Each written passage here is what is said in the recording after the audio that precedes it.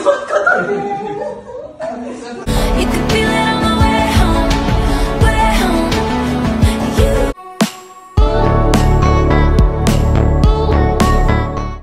Ikakasal na nga ang anak ni Janice de Belen at John Estrada na si Moira Daniel, nang mag-propose nga ang kanyang boyfriend na si Alfonso Miguel. 3 years in a relationship na nga sina Moira at Alfonso nang mapagpasya na nga na road to forever na. Masaya nga si Janice para sa kanyang anak.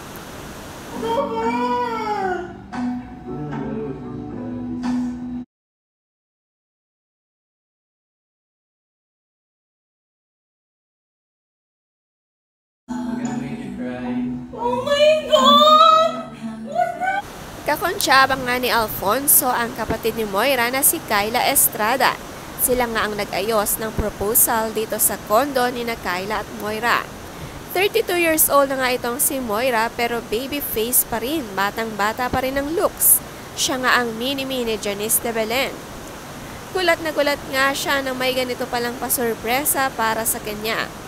Pinagmamadali nga siyang umuwi ng mga kapatid at ito pala ang bungad. Napaka-sweet naman nga.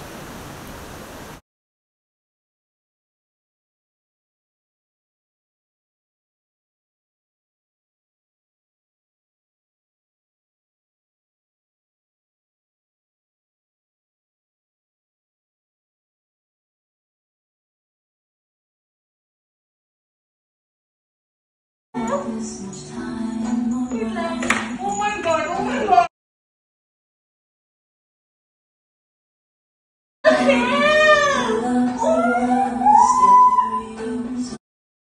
Sabi nga ni Daniel, "This was how we planned to celebrate our 3rd anniversary, working together on New Year's Eve followed by a simple dinner. But little did I know he had something else in mind. On a rainy night just past midnight on January 1, I said yes to my person." Special mention nga ang kapatid niya si Kyla Estrada na naitago nga itong sikreto kahit na magkasama silang nakatira dito sa kondo.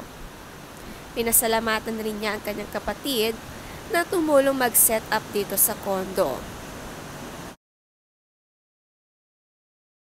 Long,